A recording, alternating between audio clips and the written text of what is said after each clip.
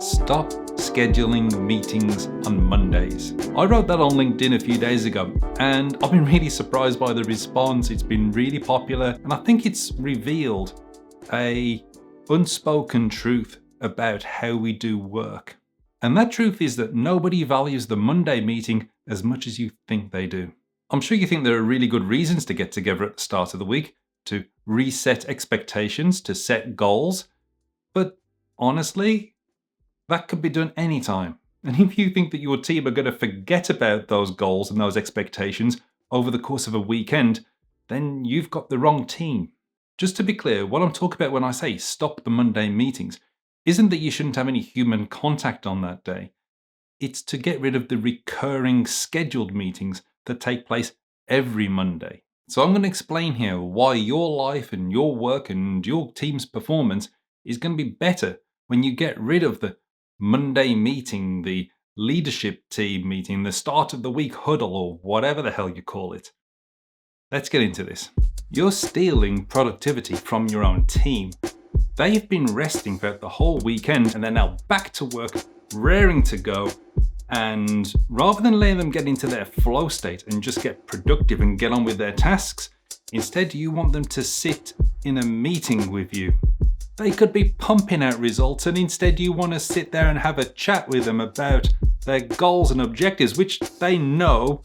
Or maybe you want to cascade a message to them that could easily be sent by email. Have a think about what you're trading here.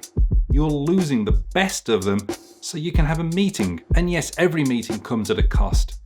But this meeting, this scheduled recurring meeting on a Monday morning, is costing you way more than you think. You're stealing Sunday from the team.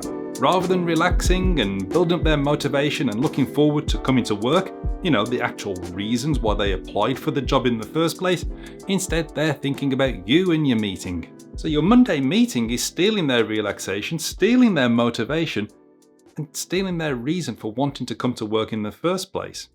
How many Sundays do you think they'll tolerate that before they start looking for another job?